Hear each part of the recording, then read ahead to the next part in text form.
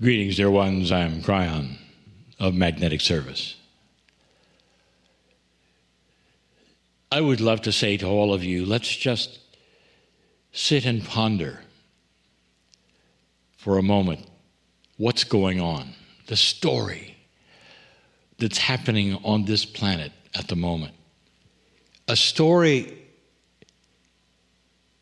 that will be told someday in a faraway future, where you are looked at as perhaps the original ancestors of the shift. The stories will be told of the difficulties that you've gone through, with a tremendous change in just about everything. New ways of thinking. Science, perhaps, that is coming at you, which is startlingly scary to some. Things that are developing that you never thought would develop. And then again, the pushback to light. All of these things right now are part of this grand story that starts to unveil itself on the planet. Truly, that veil is lifting, unveiling. There have been those who would say that that veil that obfuscates the divine, that some of you call the veil, is an admission that there are things that are hiding from you. It isn't exactly that they're hiding, dear ones. It's just that they haven't been revealed yet. They belong to you.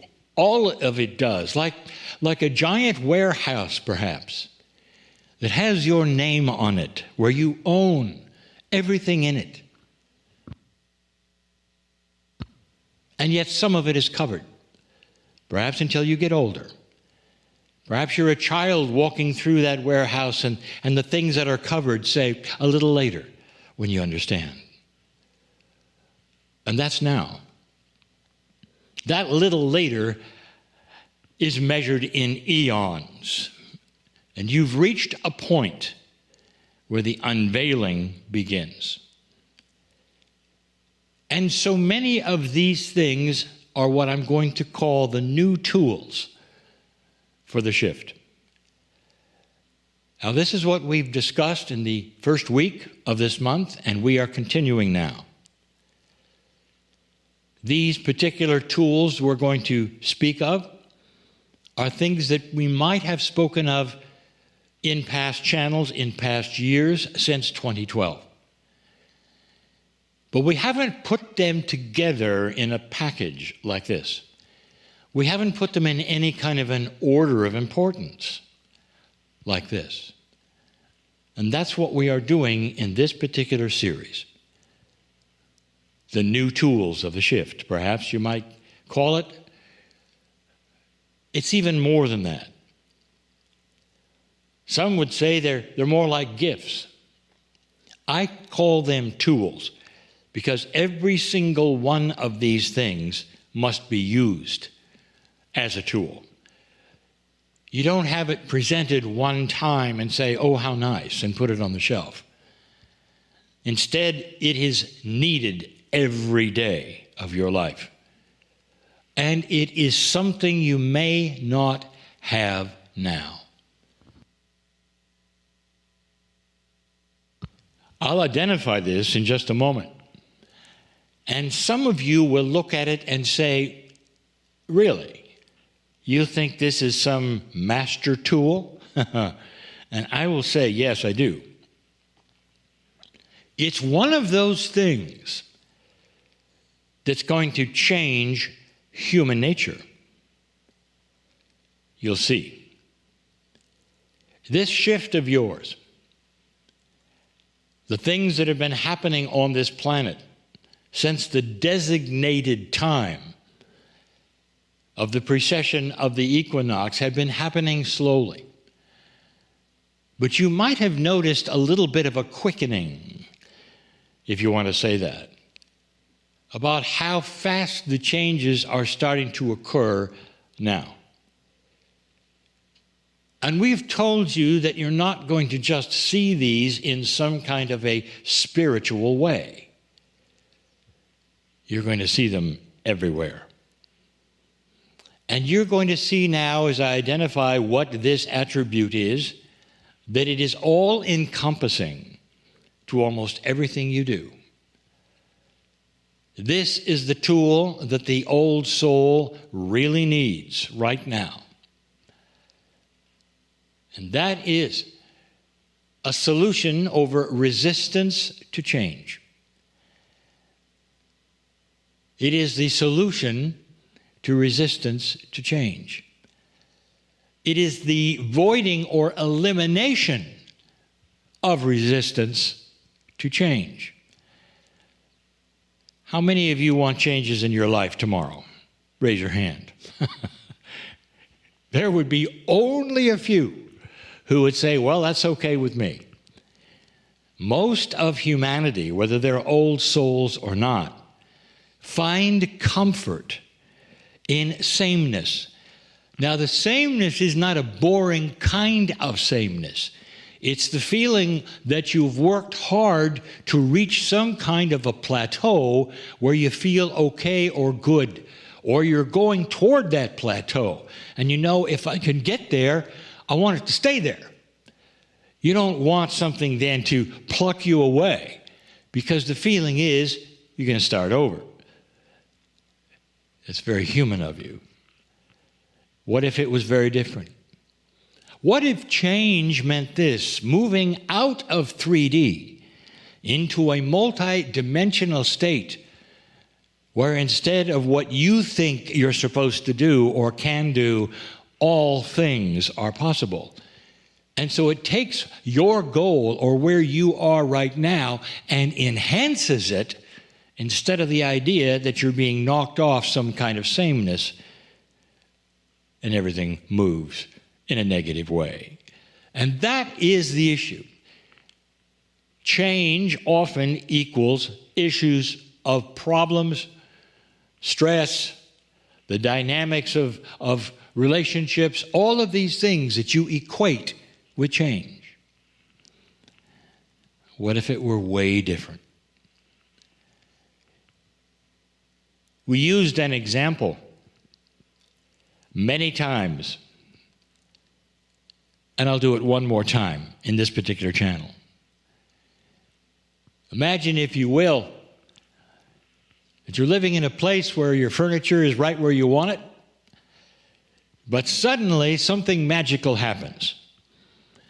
That all of the furniture seems to have sentience of its own. It comes alive, can think and talk.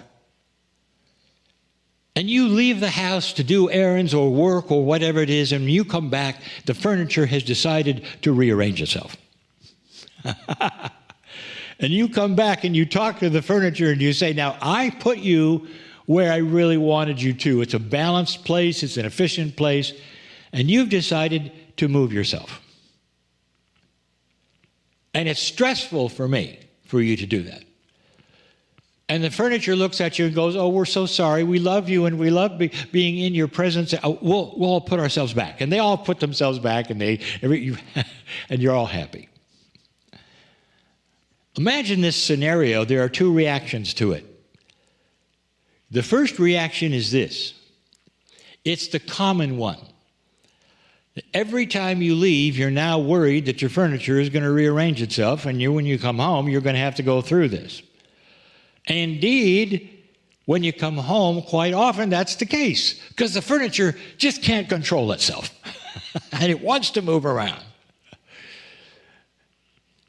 What's your reaction? Two reactions. You're talking to a friend. First reaction, you'll never believe what's happening at my house. Every time I leave, the furniture moves. It's awful, because every time I come home, I've got work. Every time I come home, I'm really tired. I want to do things. I have to get dinner ready, or I have to do these things. Or there's errands to do. There's a household to take care of. And the first thing I have to do is worry about the furniture. What am I going to do? Woe is me. Now, that particular reaction, dear ones, would be the most common one in human nature as it exists today. Here's another reaction. The reaction from the light worker, the old soul, who's a little more mature and savvy about new things that are happening on the planet. Unexpected things, like furniture coming alive, for instance. That's a metaphor, folks. And the reaction is this. You're with a friend and you say, "You won't believe what's happening at my house. Every time I leave, it's the furniture.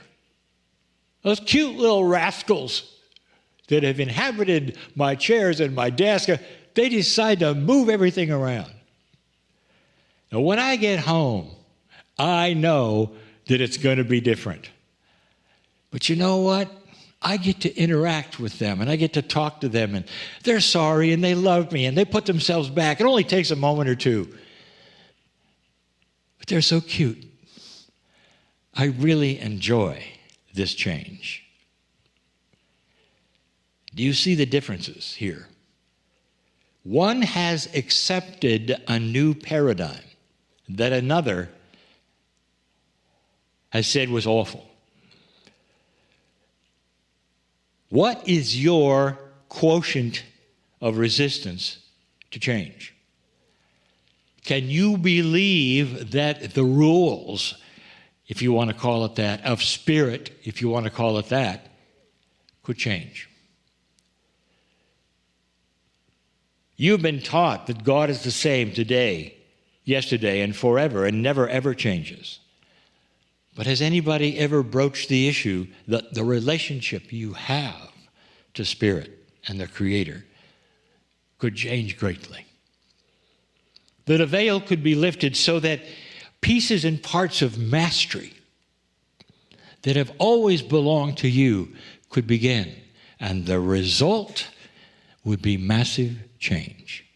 And you could see it coming. How do you feel? What is it? This is the tool that we'll also be talking about in the Circle of 12. How is it with you, old soul, O student of mastery? I am crying in love with all of you.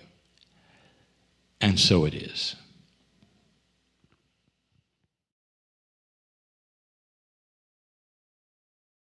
Greetings, dear ones.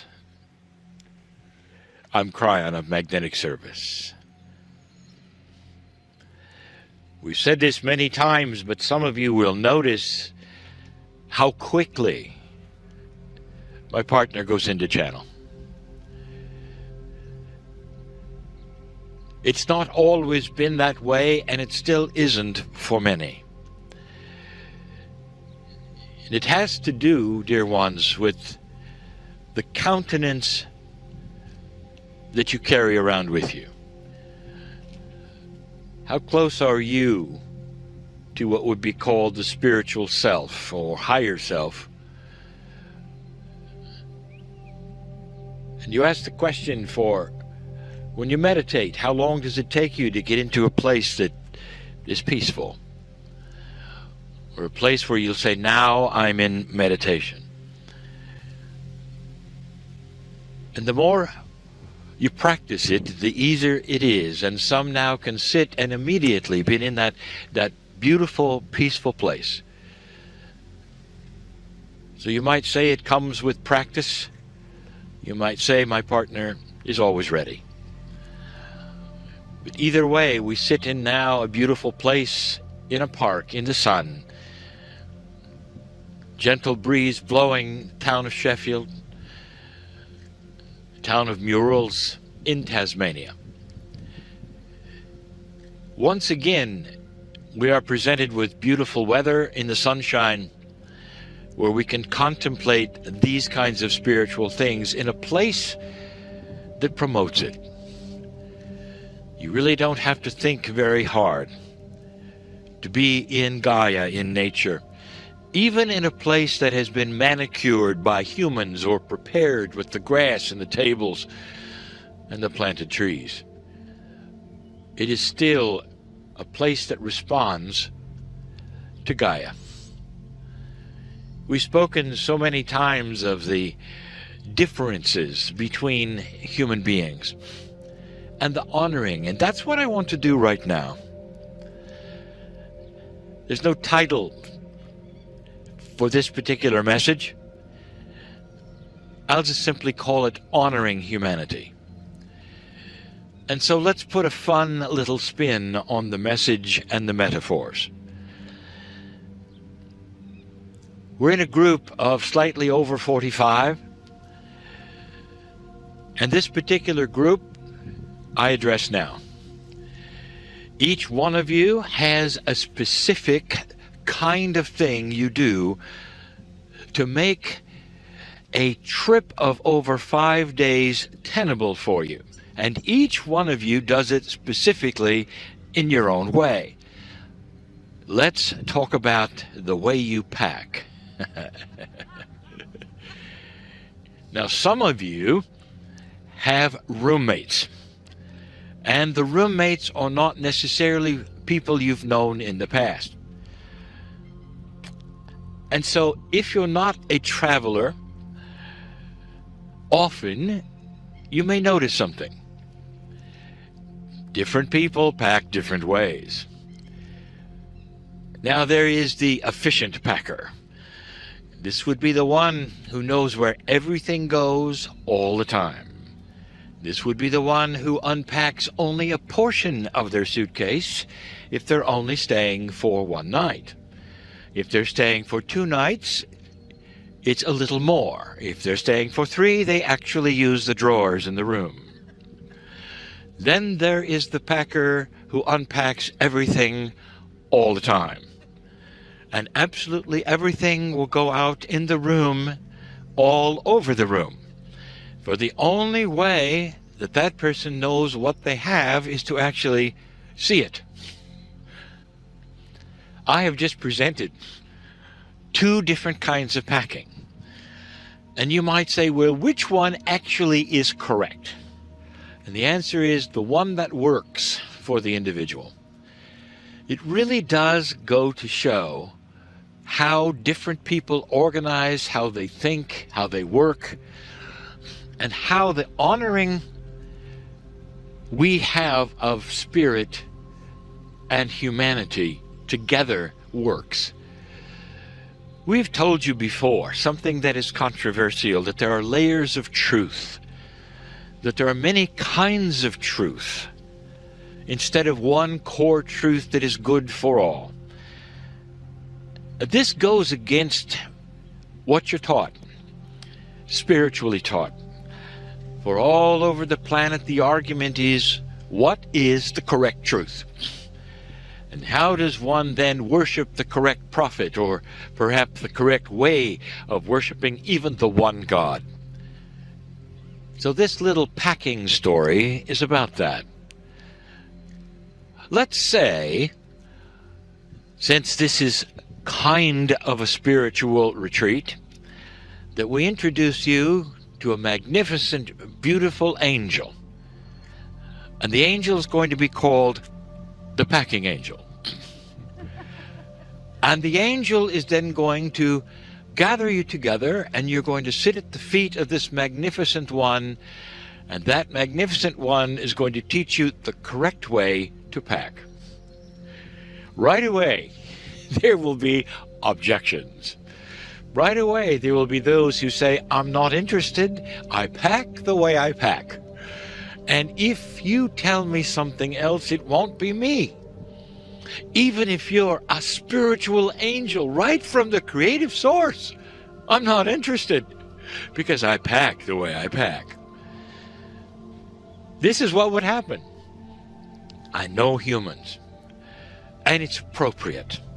Every single one of you comes into this planet with an entirely different set of experiences, with wants and needs, and the way you do things, the way you think, even the way you would organize yourself spiritually. Isn't it beautiful that there is no one way to have the spiritualness that each of you carry. And we show this to you even though you may have a multidimensional experience, and a packing angel with a big P on its chest would come and appear to you. There would still be those who say, even though it's a miracle, I'm not interested. I'll pack the way I pack. I give you this to show you that Spirit understands totally how different you are. In places of this nature where Gaia is king and there's so many things to look at and feel, each one of you will select a different way to relate. It's beautiful to watch as you will walk off and either hug a tree or just sit where you are. Some will want to stand, some will want to sit, some will want to meditate, some will simply want to disengage. And all of you will be correct. There's no right or wrong way of packing. There's no right or wrong way of honoring the creative source and that which relates to you. I don't know if you've thought about it, but let me paint another picture for you. Those in this group got to witness a beautiful story of some of the most rugged men in Australia, the ones in Tasmania you call the piners. The ones who went in another century almost and spent months and months in a wilderness that they knew hadn't even been plotted or mapped, and they were there cutting the pines. And they were very rugged. They epitomized the Tasmanian man, the Australian, the ruggedness. It's a beautiful lineage. It's a lovely story. And some of you got to witness their talking, even in their 80s, and what it was like. And now I want you to think for a moment.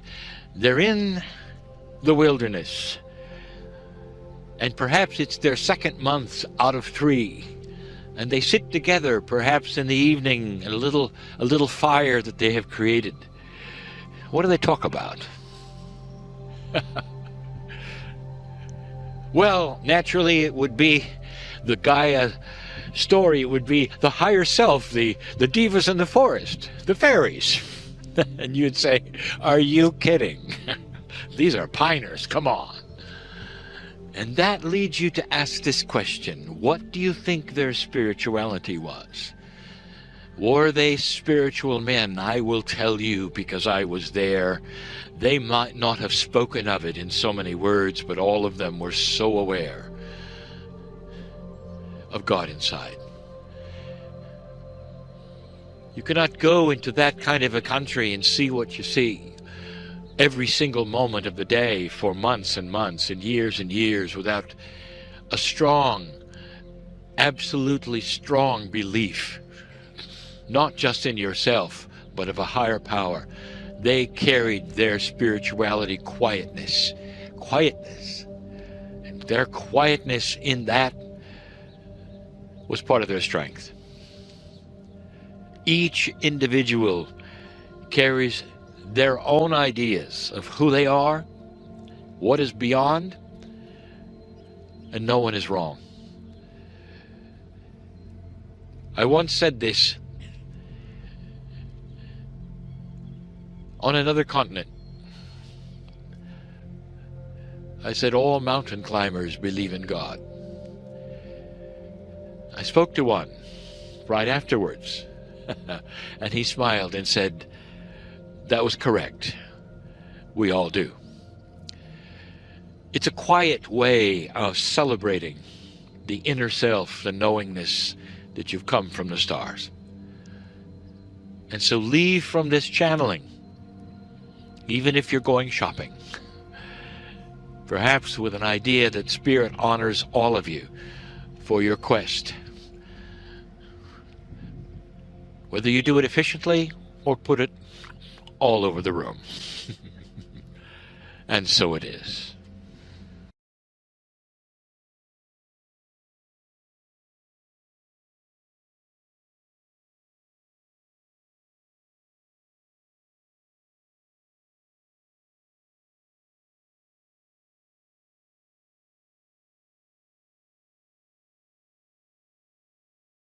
Greetings, dear ones. I'm Kryon of Magnetic Service. The sound of the wind, the waves give it away. Indeed, we are still on the beach. Dear ones, I know who is here. I know about your lives because I am connected with that which is the central source. I want to give you a parable and a question. This is the parable of woe. Now, we always use the same person, the human woe. And we call woe woe because woe is a woe man. So it can be either gender. And that's important. But for this conversation, we will refer to woe as a he. Woe is fascinated with all things esoteric. This is his life. And this parable has woe finding something extremely special. It's like a radio.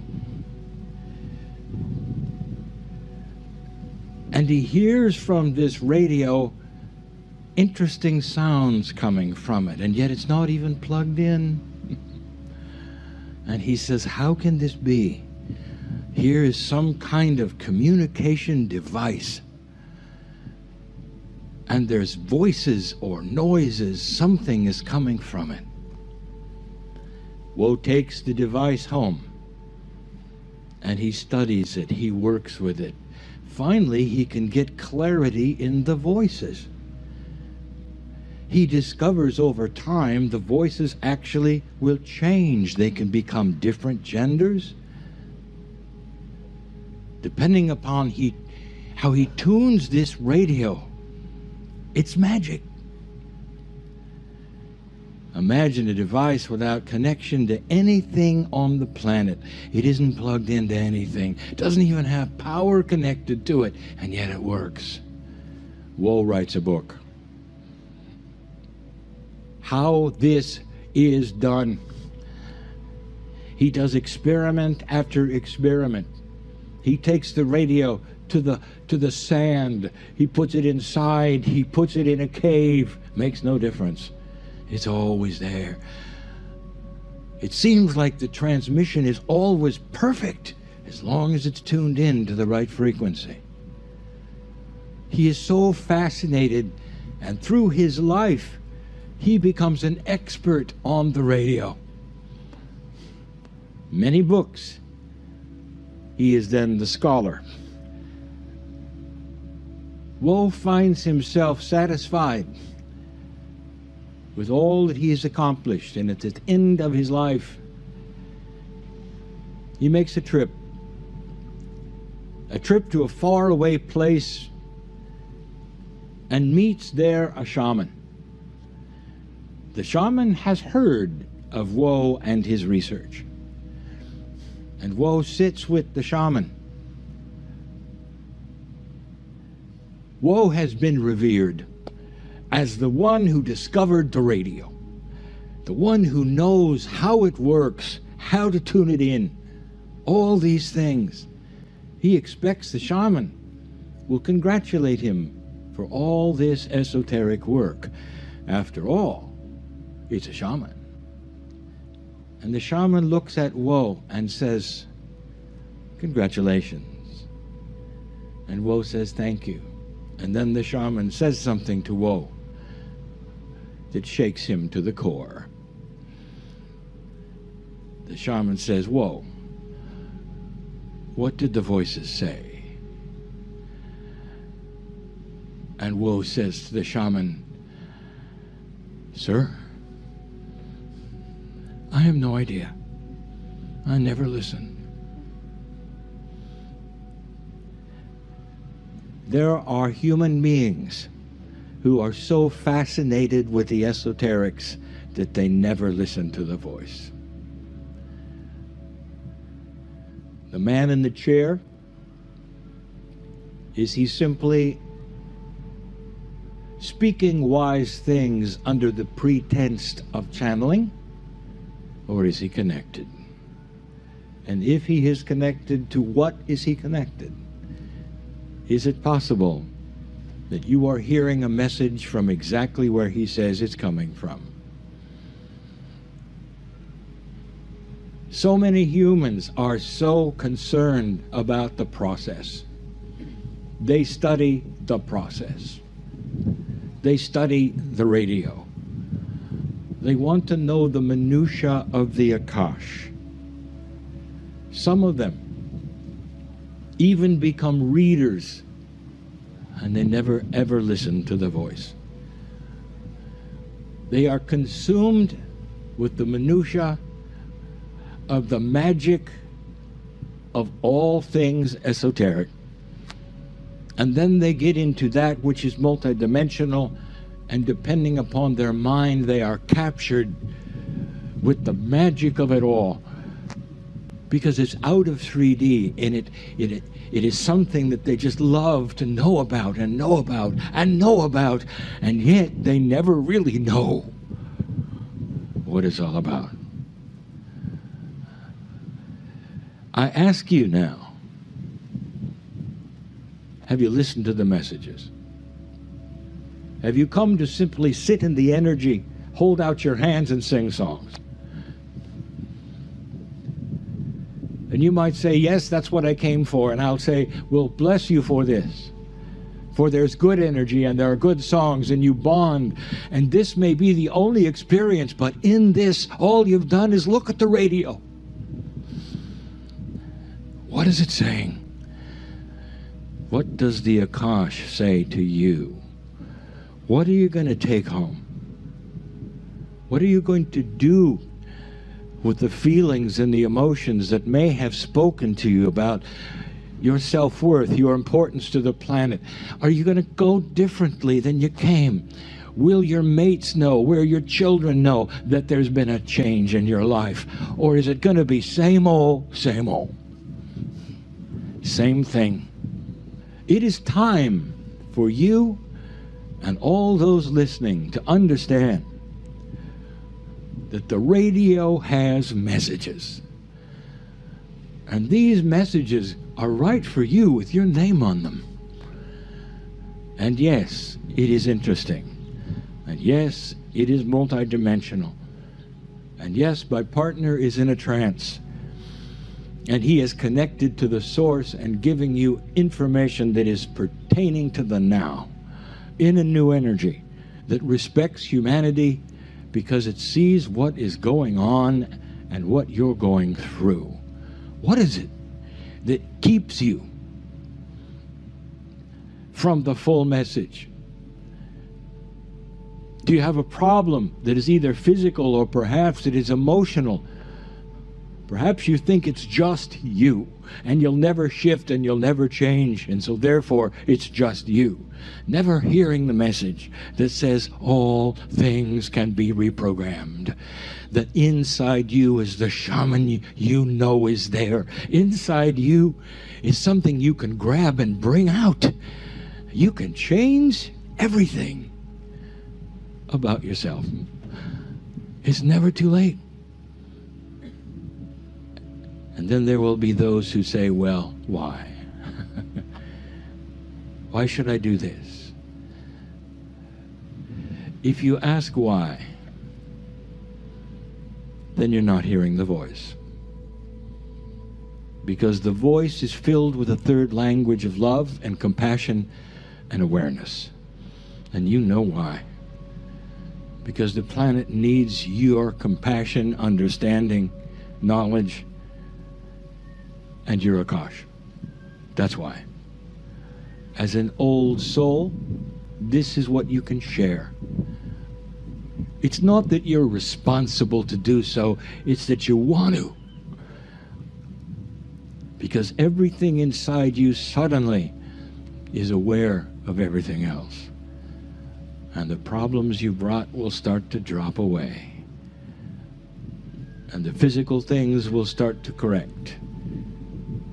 and you will find yourself actually living as another human being. That's why I ask you, is the man in the chair just a radio making sounds? Or have you really heard the message? And the message comes to you in compassion and love, sincerity, beauty, from a family member who you are starting to remember as the creative source of all things. You're connected, dear ones, more than you know. And so it is.